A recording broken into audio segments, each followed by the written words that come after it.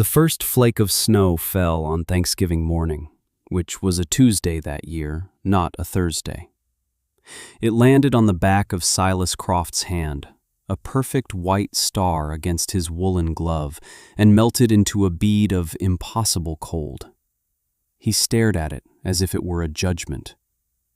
All around him, the town of Providence held its breath, the air sharp enough to crack. They were gathered in the hollow of Elspeth Merrill's land, a place they had called foolishness for 4 straight months, and the silence was deep and hungry. 87 turkeys, bronze and black and proud as soldiers, picked their way through the thin layer of snow, their breath pluming in the frigid air. They were not the fat, sluggish birds of a normal year. They were lean and long-legged, shaped by wind and foraging, and they watched the assembled townsfolk with eyes like polished jet. Elspeth stood on her porch step, a shotgun held loosely in the crook of her arm, not as a threat, but as a statement of fact. She was one woman alone, and this was hers. The railroad was blocked, the wagons snowed in 20 miles east, and the only meet between Providence and the New Year was standing right here, in this scorned and forgotten hollow. Croft, whose own pens held nothing but frozen carcasses, finally broke the quiet. His voice was meant to be reasonable, the voice of a man used to settling things. "Elspeth," he said, spreading his hands, "be sensible. Sell them to me. I'll see they're distributed fairly." The whole town knew what his fairness looked like. It looked like a scale that always tipped in his favor. Elspeth's gaze didn't waver. It was the calm, steady look of someone who had done the arithmetic of survival every night before sleep and knew her sums. "There's a price," she said, her voice clear and carrying in the cold, "and you're not it." 4 months earlier, the July heat had pressed down on Providence like a suffocating blanket. It was the kind of heat that baked the clay soil into bricks and made the dust on the main street rise in lazy, choking clouds with every footstep. It was, everyone agreed, the worst possible time to buy 88 turkey poults, creatures so fragile they were known to die of a strong draft or a sudden fright. Yet that is precisely what Elspeth Merrill did. She walked out of Croft's mercantile with a receipt for the birds and the last of her husband's savings gone from her purse.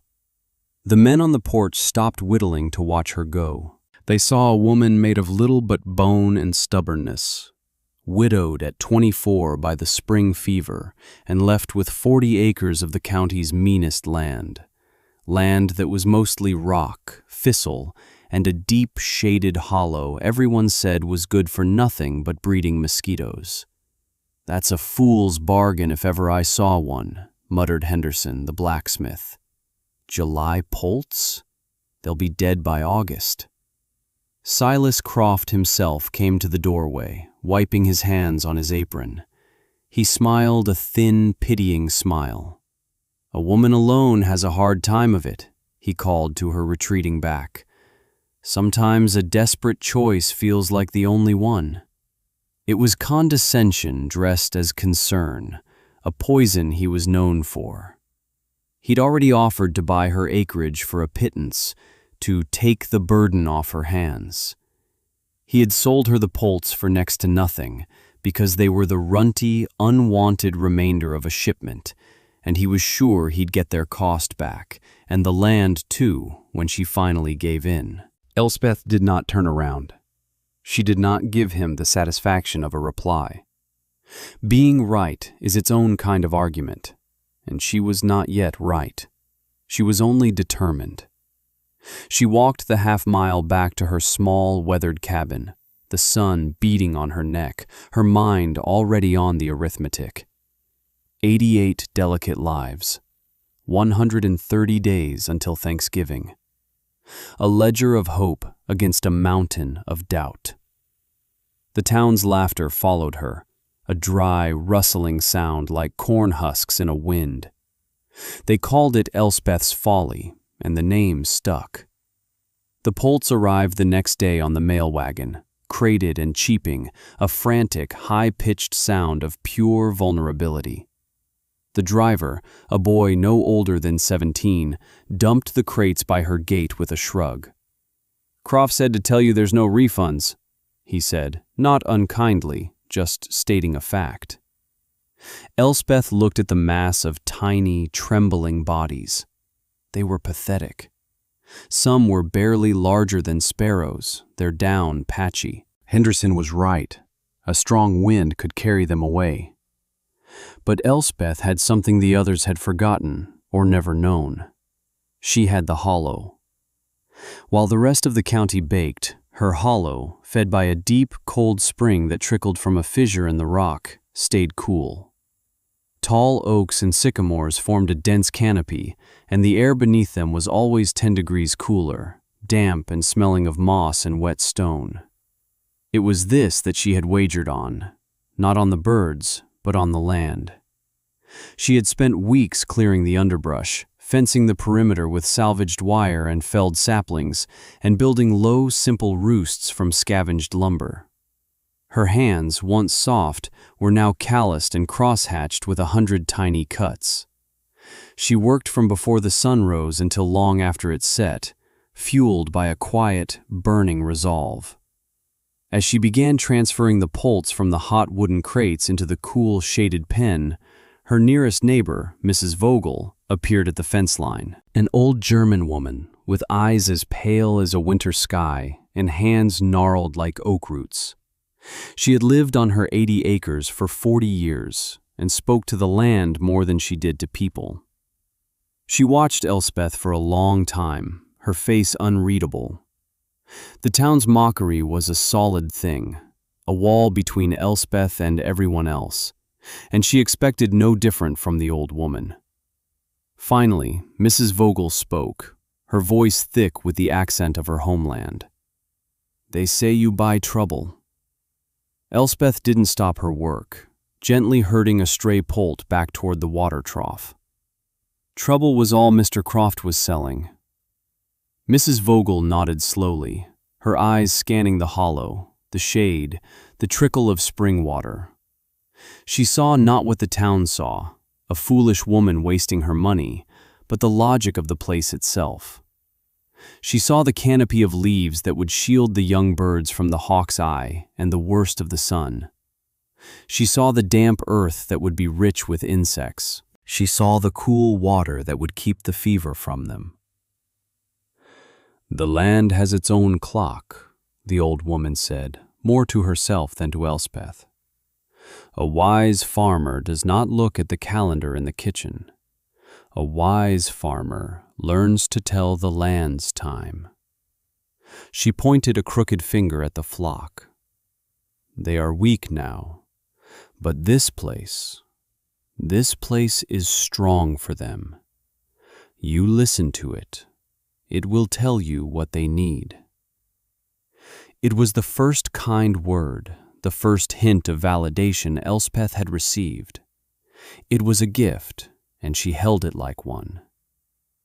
That night, after settling the 88 tiny lives into their new home, she sat at her rough-hewn table and did the arithmetic again. The cost of the birds, the projected cost of grain, which she could barely afford, and beside it, a new column, the one Mrs. Vogel had given her, the value of the hollow. It was a number she couldn't write down, but she felt its weight all the same. It was the beginning of her secret, a coal she banked low under the ash of the town's scorn. By the third week, a routine had settled in, as rhythmic and relentless as the summer sun. Elspeth rose in the blue-gray light before dawn, her first thought always for the birds, the count. She would stand at the edge of the fence, her heart a tight knot in her chest, and count them as they emerged from their crude shelters. 88. The number was a prayer. Then 87. One had been taken by a weasel that had found a flaw in her fence, a gap no wider than a man's wrist. She spent the entire morning reinforcing the barrier with sharp stones and thorn branches, her hands bleeding, her jaw set. The loss felt like a physical blow, a confirmation of every doubt the town harbored. But the next morning, the count was 87 again, and the day after, the number held. She learned the birds' language, the soft trills of contentment, the sharp guttural alarm call, the peevish squawks of a territorial dispute. They were ridiculous creatures, all neck and legs and startled indignation, but they were hers. She discovered their dignity. They were not stupid, as everyone claimed. They were watchful, curious, and possessed of a deep and abiding social order. Soon, she had help. A boy named Finn, the second son of the luckless Miller family, began to appear at the edge of her property. He was a slip of a thing, all elbows and knees, with hair the color of dried straw and a silence that seemed older than his 10 years. He never spoke, just watched from a distance as Elspeth scattered their morning feed. One day, she looked up and he was standing by the gate, holding out a mason jar buzzing with captured grasshoppers. He didn't meet her eye, just stared at the ground and thrust the jar forward. Elspeth understood. Grain was dear, but grasshoppers were free. It was the currency of the observant and the poor. She took the jar and thanked him. The next day he was back with 2 jars, and the day after that he was inside the fence, helping her mend a broken roost. He never asked for anything, but she made sure he left each day with a fresh biscuit or a hard-boiled egg in his pocket. He began to name the turkeys. There was General, a big Tom with an arrogant strut and a chest like a barrel. There was Mrs. Gable, a hen who was perpetually flustered, and a trio of identical birds he called the brothers. He gave them all names, the whole flock of 87, turning them from anonymous livestock into a community of individuals. It was a child's fancy, but it helped.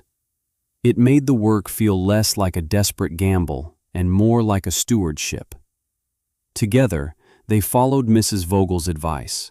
They learned to listen to the land. They gathered clover, dandelion greens, and wild berries. They harvested the fat green caterpillars from the undersides of the tomato leaves in her small garden. They learned that the turkeys loved the fallen apples from the single gnarled tree at the edge of the property, pecking them to a pulp with noisy enthusiasm. The arithmetic began to change. Her small store of grain was dwindling much slower than she'd calculated. The birds were foraging, thriving on what the land offered freely. They were growing, not fat and soft like Croft's corn-fed birds would be, but lean and muscular. Their feathers took on a deep, iridescent sheen. The town's laughter had faded into a watchful silence. They saw the boy, Finn, heading to the Merrill place every day. They saw Elspeth walking the fence line, her shoulders a little less slumped, her step a little more sure. They didn't understand what was happening in the hollow, but they could no longer dismiss it. It is easier to believe a thing is rotten than to admit you were wrong to mock it. And so they whispered that she was starving the birds, or that a sickness would surely take them when the weather turned. They waited for the folly to reveal itself. August arrived like the open door of a furnace, and still the count held. 87. The Poults were no longer Poults. They were gawky adolescents, their adult feathers coming in, their voices deepening into the strange, gobbling chorus that now echoed from the hollow each morning. They were a flock, a single organism that moved with a liquid grace through the dappled sunlight of their sanctuary. They had a comic dignity that Elspeth had come to cherish. General, the Tom Finn had named, was now a magnificent creature. He would puff his chest, fan his tail feathers in a shimmering bronze shield, and strut the perimeter of the fence as if he were inspecting his troops. His wattles would turn a brilliant, patriotic red, white, and blue with agitation or pride. The hens followed him with a mixture of admiration and exasperation. They were giant, tame animals behaving like pets, a fact that would have scandalized any proper farmer. They would follow Elspeth and Finn around the enclosure, pecking gently at their boots, their heads cocked with an intelligent curiosity. One hen, a small one Finn called Pip, would even hop up onto the railing of the porch and peer into the cabin window. The bond with Finn deepened. He spoke more now, mostly about the birds. He knew their individual habits, their squabbles, their friendships. He told Elspeth that the brothers always roosted together, that Mrs. Gable was secretly fond of the sour crab apples, and that General was terrified of snakes. He was learning the deep, quiet work of paying attention, a skill that would serve him better than any schooling he was likely to get. His own family was large and chaotic. His father, a good man but a poor planner, always one step behind his debts. At Elspeth's farm, Finn found a place of order and purpose. His work had visible, tangible results. The birds grew stronger because he caught them grasshoppers. The fence held because he helped lash the saplings tight. He was needed, and the knowledge settled a quiet confidence in him. He was no longer just the miller boy, lost in a sea of siblings. He was the keeper of the turkeys. Elspeth saw the change in him and was fiercely glad of it. She taught him the arithmetic, how to weigh the cost of a bag of oats against the weight it might put on a bird, how to factor in the free food the land provided. "Mr. Croft sees only what he buys and sells," she explained one afternoon as they sat shelling peas on the porch. "He doesn't see the value in a fat cricket or a handful of clover. That's our secret. That's our profit." It was a lesson about more than turkeys. It was a lesson about seeing the world for what it was, not just for what it was priced at. The mockery from the town had changed its flavor. It was no longer loud and public. It was a quieter, more insidious thing. Whispers. Silas Croft let it be known that it was a shame, what was happening out at the Merrill place. A young woman alone, her grief addling her mind, wasting her last dollars on a flock of scrawny, half-wild birds. He spoke of blight, of blackhead disease, of the way a flock could be healthy one day and dead the next. He was planting seeds of fear, trying to poison the well of public opinion so that when she failed, everyone would nod and say they saw it coming. He wanted them to see her as a victim to be pitied, a foolish girl who needed a sensible man to take over her affairs. He did not understand that Elspeth was no longer listening. She was listening to the land, to the birds, to the quiet wisdom of Mrs. Vogel, and to the steady, determined beating of her own heart. By late September, the first hint of success arrived. Not in a wagon or a letter, but in a dusty, black buggy pulled by a tired-looking horse. The driver was a man in a city suit, a chef from a fancy hotel in the capital, whose buggy had thrown a wheel on the main road. While Henderson, the blacksmith, hammered it back into shape, the chef, a fussy, particular man named Monsieur Dubois, took a walk to stretch his legs. The walk led him, by chance or by providence, to the fence line of Elspeth's property. He stopped, intrigued by the sight and sound of the flock. He was a man who knew birds, and these were not like any he had ever seen. They were not penned in a muddy, crowded lot. They moved with vigor, their feathers gleaming with health. He saw Elspeth scattering a bucket of chopped apples and watched as the turkeys ran to her, not with the frantic desperation of starving animals, but with an eager, familiar energy. He leaned on the fence until she approached. "Madame," he said, with a crisp, foreign accent that made the word sound like a title. "These are your birds?" Elspeth nodded, her expression guarded. Strangers were rare, and city men were rarer still. "They are magnificent," he declared. "They have the look of the wild about them. The flavor must be extraordinary." He explained who he was, that he was always searching for superior ingredients for his hotel's famous dining room. He told her the birds the big suppliers sold were lazy, tasteless things, fattened on corn until they could barely walk. But these, he swept a hand toward the flock, these have lived. One can see it. He made her an offer, a price for a single tom that made Elspeth's breath catch in her throat. It was more than 3 times what Croft would pay for a prize bird. She agreed. Finn helped her catch one of the brothers, and the chef trusted himself, his movements quick and professional. He paid her in crisp, new bills, tucked the bird into a cooler box packed with ice, and promised he would be back. "If this bird tastes half as good as it looks, I will buy every one you can sell me," he said as he departed. Elspeth stood with the money in her hand, the paper feeling foreign and powerful. It was the first real proof. It had worked. She looked at Finn, whose eyes were wide with a mixture of pride and awe. She folded one of the bills and pressed it into his hand. "That's your share," she said. "You earned it." He tried to refuse, but she was firm. It was the first money he had ever earned himself. That evening, news of the transaction spread through Providence like wildfire. Henderson told the men at the Mercantile how the fancy city chef had paid a fortune for one of Elspeth's scrawny birds. The story was met with disbelief, then a grudging recalculation.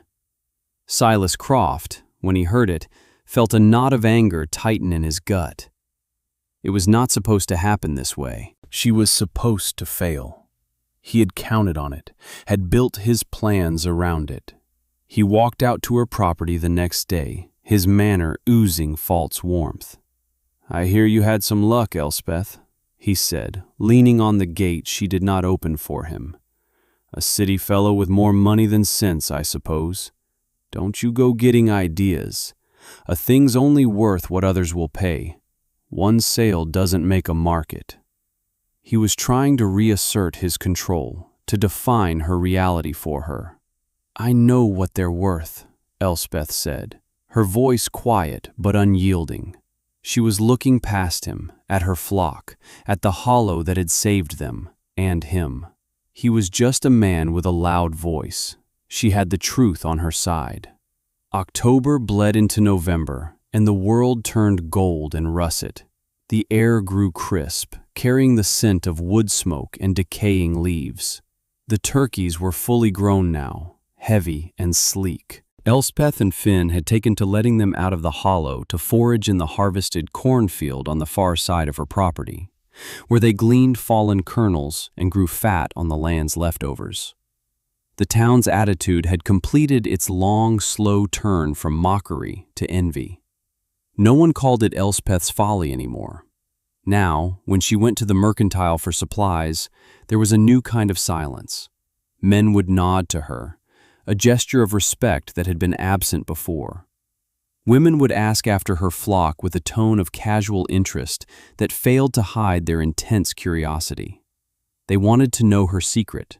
They imagined some trick, some magic formula she had stumbled upon. They did not want to believe that the secret was simply patience, observation, and hard work. They did not want to believe that she had seen value where they had seen only waste.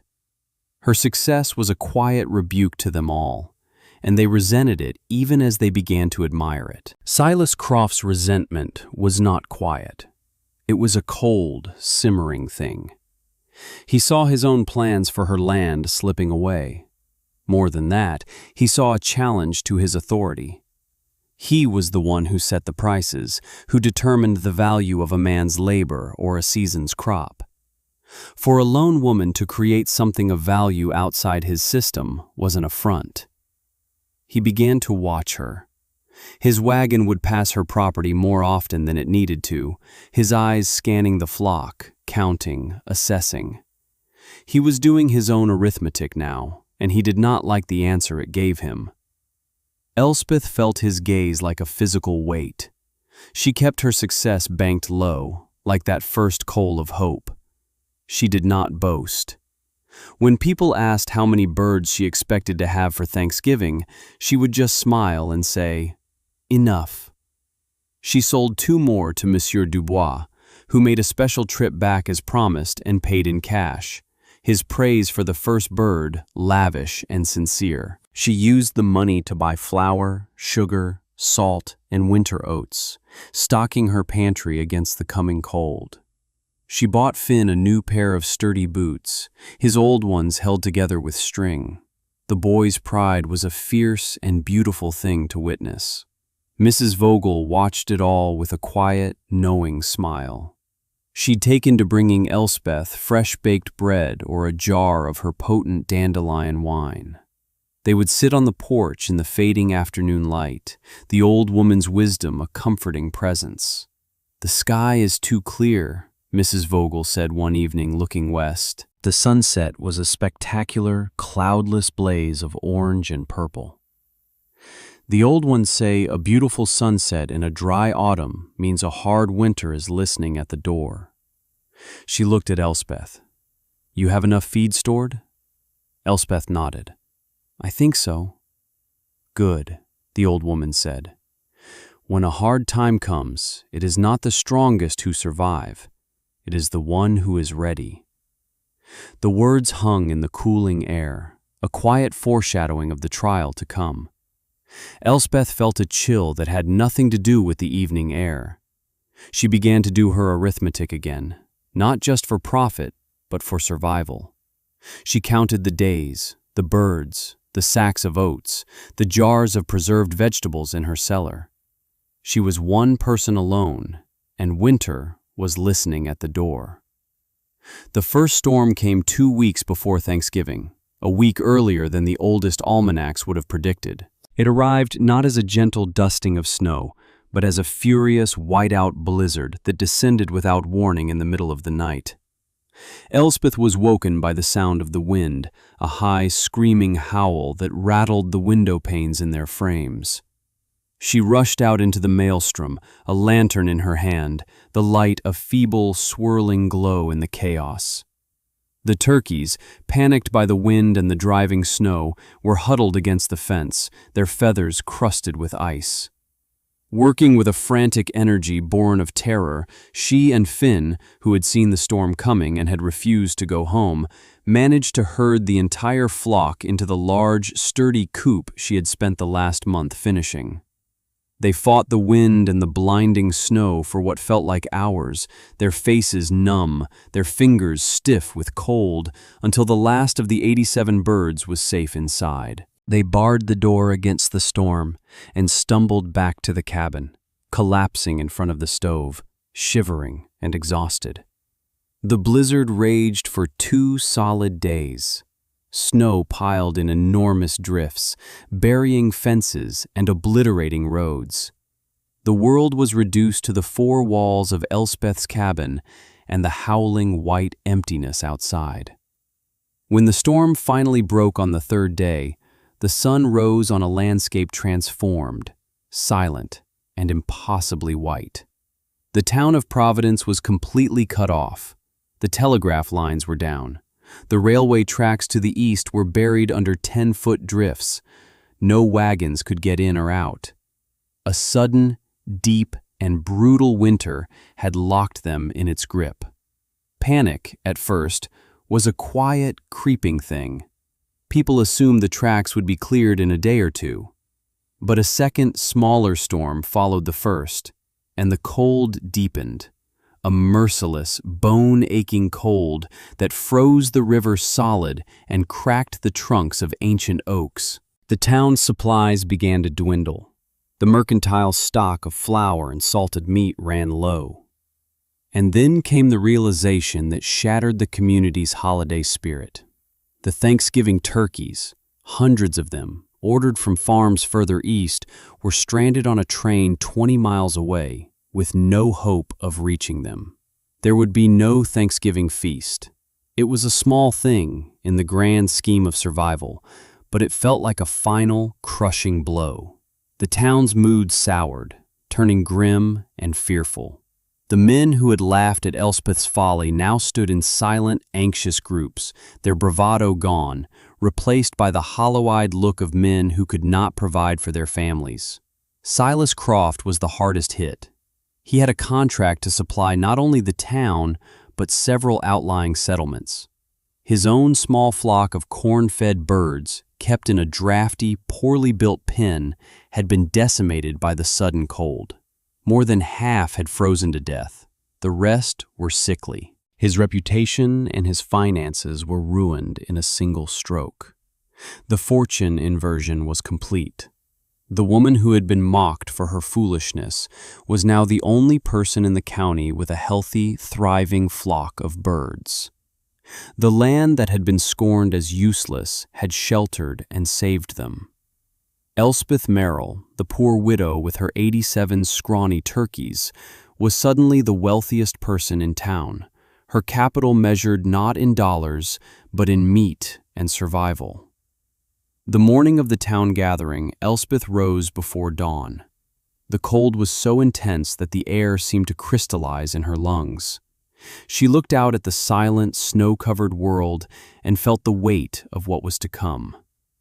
She was no longer just a woman trying to save her farm.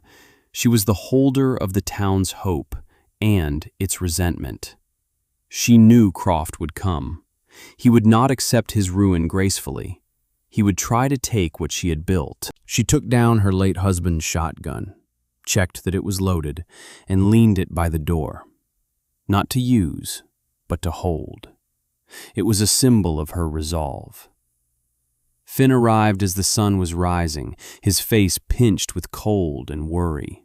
"They're coming," he said, his voice a small puff of white vapor. "The whole town." They stood together on the porch, watching as a long, dark line of people trudged through the snow, making their way toward the hollow. They walked in silence, a somber procession led by Silas Croft. He had dressed in his finest coat, as if to assert an authority he no longer possessed. They stopped at the edge of her cleared yard, a semicircle of expectant faces, their breath mingling in a communal cloud. This was the moment it had all been building toward, the public reckoning. It was then that the first flake of snow began to fall, the one that landed on the back of Silas Croft's hand. He stepped forward, his voice loud and falsely reasonable in the stillness. "Elspeth," he began, "the town is in a difficult position, a crisis. We need those birds." He gestured to the flock, which had emerged from the coop and was now watching the proceedings with an unnerving calm. "As the town's leading merchant, it's my duty to see to the general welfare. Sell them to me. All of them. I'll give you a fair price, and I'll see they're distributed to the families who need them." A fair price from Croft meant half their value. Distribution meant he would sell them at a huge profit to the very people he claimed to be helping. He was trying to seize her victory, to turn her hard-won success into his own salvation. The crowd murmured, their hunger and desperation making them susceptible to his words. They looked at Elspeth, one woman alone, and at Croft, the man who had always been in charge. It was an old story, and they expected it to end the way it always did. But Elspeth had learned a new story. She had learned the arithmetic of self-reliance.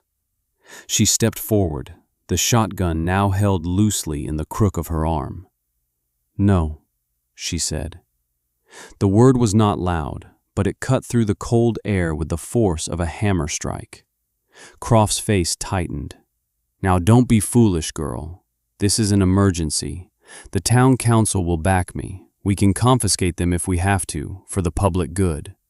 "Is that your public good, Mr. Croft?" Elspeth's voice rose, stronger now, infused with a certainty that surprised even herself. "Or your own? How did you know my count? How did you know there were 87? The question hung in the air, a slip. In his arrogance, he had revealed his covetous spying. He had been counting her assets, planning his move.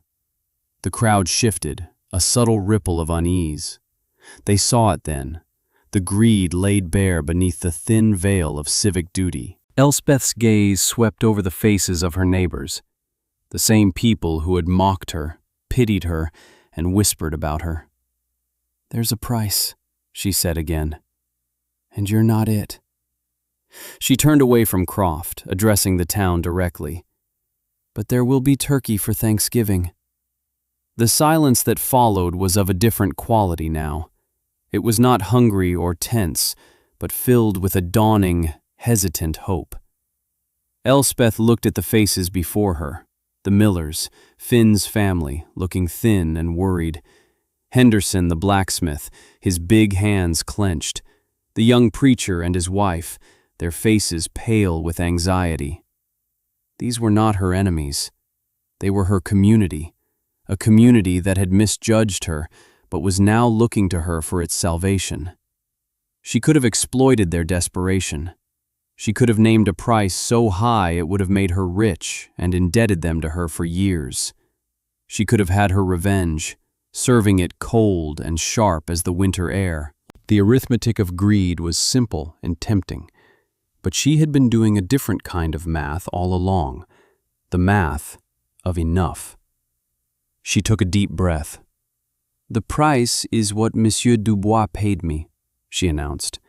"It's a fair price for a fine bird, not a penny more." A collective sigh went through the crowd. It was a high price, yes, but it was honest. It was not the gouging they had feared. It was the price of quality, not the price of desperation. "Those who can pay will pay," she continued, her voice ringing with an authority she had earned feather by feather. "And those who cannot, we'll settle it later. No family in Providence will go without a meal tomorrow." Her eyes found the Miller family. "Finn," she said, her voice softening, "go pick out the biggest tom you can find, for your family's table. There's no charge." Tears welled in Mrs. Miller's eyes. Finn, speechless with gratitude, ran toward the flock, his new boots kicking up puffs of snow. Elspeth then looked directly at the blacksmith's wife, a woman who had been among the loudest of her mockers. "Mrs. Henderson," she said, her tone even, without a trace of malice. "I know the smithy has been slow. Pick out a hen for your children."